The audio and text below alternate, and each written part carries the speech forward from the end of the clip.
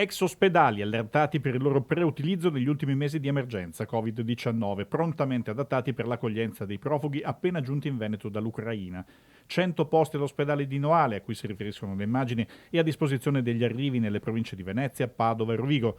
Altrettanti a Isola della Scala per i profughi giunti a Verona e Vicenza e gli ultimi 100 a Valdobbiadene per gli arrivi di Treviso e Belluno.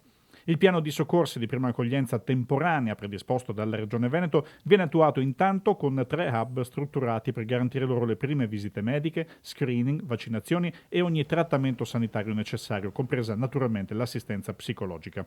Le ASL cureranno la parte sanitaria delle procedure, mentre la Protezione Civile, attraverso le organizzazioni di volontariato coordinate dalle province, gestirà la parte amministrativa dell'accoglienza. E in una seconda fase di sviluppo del progetto, a seconda delle esigenze che si potranno verificare, saranno integrati altri ex ospedali nelle province per completare il servizio.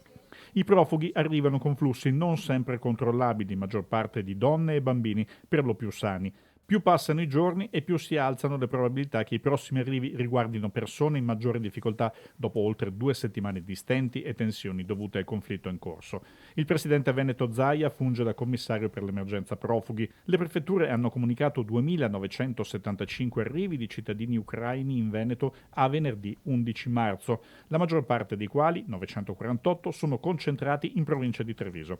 A tutti sono stati effettuati tamponi che hanno espresso un tasso di positività al Covid dell'1,7%. Agli ex ospedali attrezzati si affianca la disponibilità di 2.966 famiglie venete che hanno compilato il form per rendersi disponibili a offrire alloggio privato ai profughi bisognosi, per un'offerta complessiva di 6.300 posti letto.